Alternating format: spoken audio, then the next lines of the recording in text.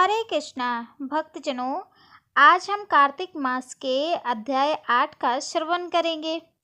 क्योंकि कार्तिक मास का पावन महीना चल रहा है, ऐसे में अगर हम कार्तिक महात्म्य का श्रवण प्रतिदिन करते हैं तो हमारे निश्चित ही जितने भी पाप हैं सभी खत्म हो जाते हैं, क्षीण हो जाते हैं और श्री हरि की कृपा से हमें वैकुंठ की प्राप्ति होती है। तुलसी माँ की पूजा करने से कार्तिक महीने में हमारे घर में लक्ष्मी और धन संपदा आती है। ऐसे में अगर हम श्रवण और वाचन करते हैं व्रत कथाओं को तो हमें निश्चित रूप से धन धान्य और घर में वैभव यश प्राप्त होता है। तो वीडियो को शुरू करते हैं। शुरू करने से पहले एक बार जोरदार जयकारा लगाएंगे। बोलो श्री हरि राधा कृष्ण की जय। भक्तजनों, कथा शुरू होती है। नारद जी बोले, अब मैं कार्तिक व्रत के उद्यापन का वर्णन करता हूँ, जो सब पापों का नाश करने वाला है। व्रत का पालन करने वाला मनुष्य कार्तिक शुक्ल चतुर्दशी को व्रत की पूर्ति और भगवान विष्णु की प्रति प्रीति के लिए उद्यापन करें।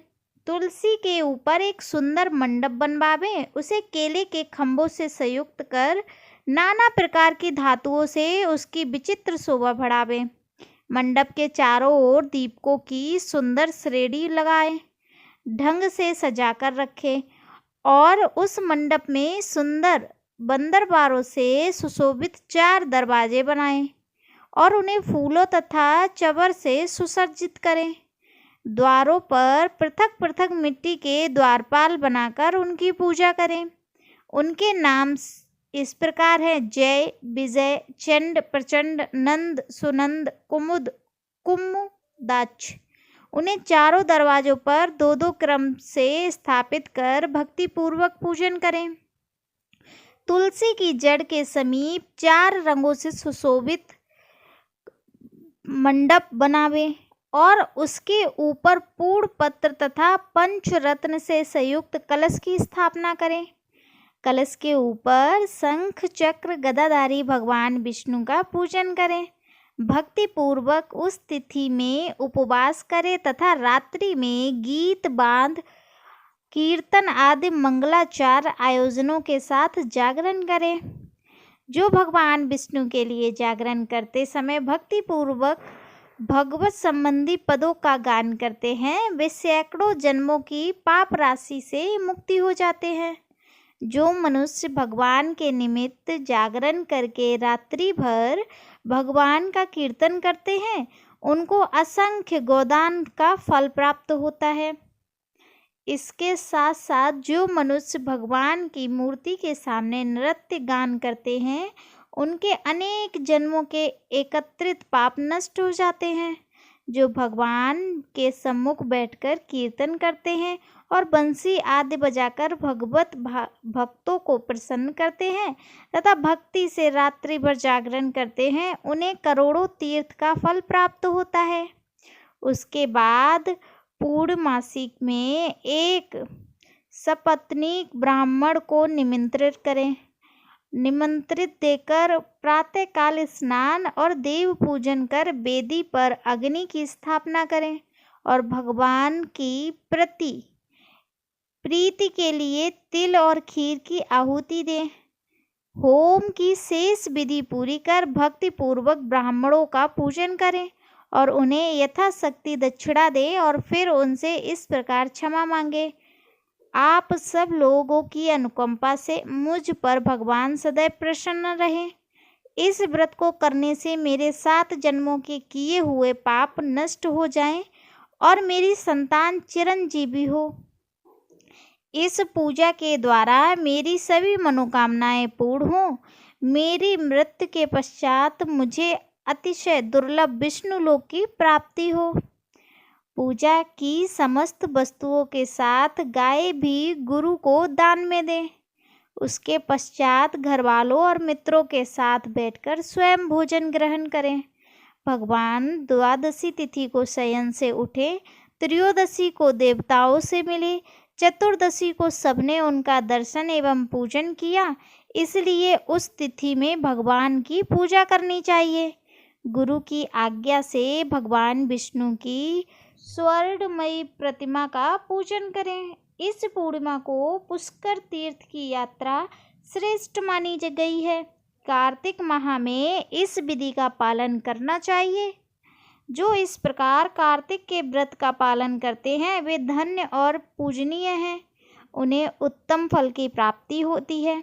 जो भगवान विष्णु की भक्ति में तत्पर हो कार्तिक मास में व्रत का पालन करते हैं, उनके शरीर में स्थित सभी पाप तत्काल नष्ट हो जाते हैं। जो श्रद्धा पूर्वक के कार्तिक के उद्यापन का महात्म्य सुनाता है एवं सुनता है, वह भगवान विष्णु का सायुज्य प्राप्त करता है। इस प्रकार से 8वें अध्याय को भी यहाँ पर संपूर्ण करते हैं। बोलो राधा कृष्ण भगवान की जय, श्री हरि की जय।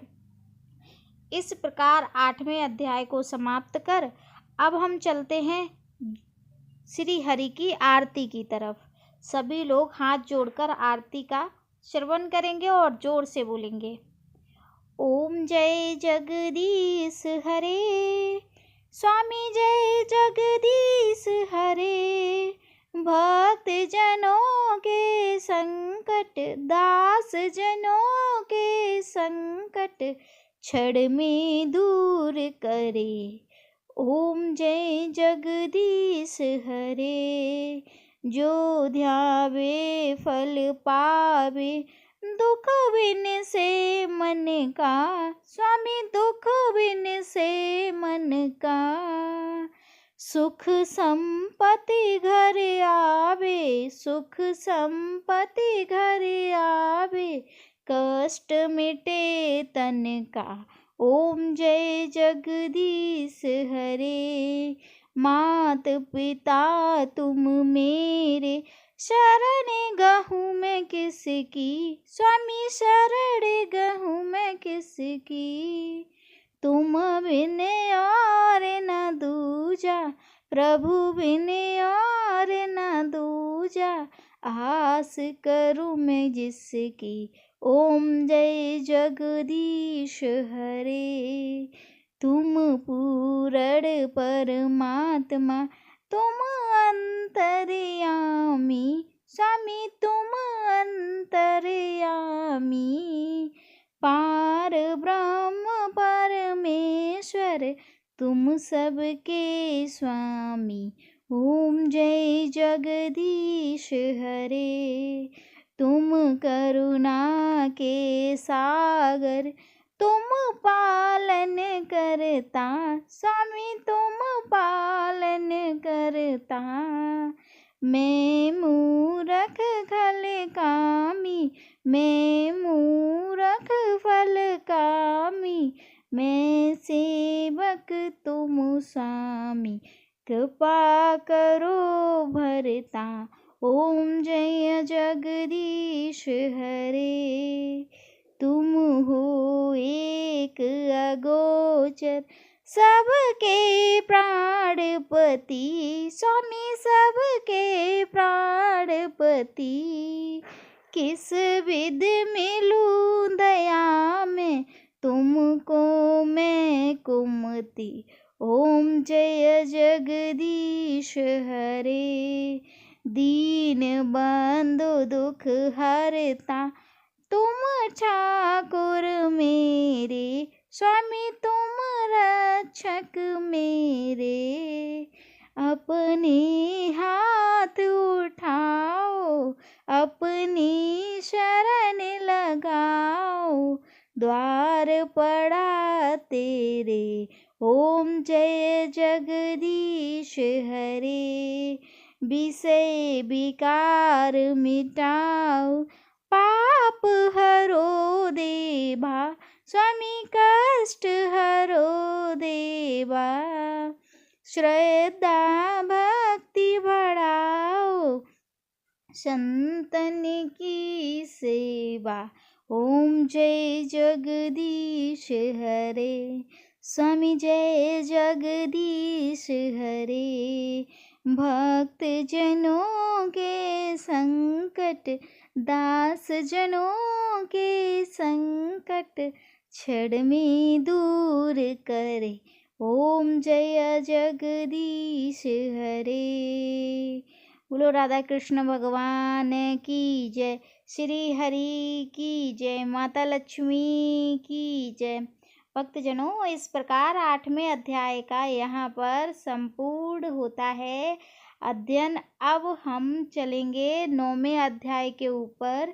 इससे पहले आप कमेंट सेक्शन में ओम नमो भगवते वासुदेवाय अवश्य लिखें।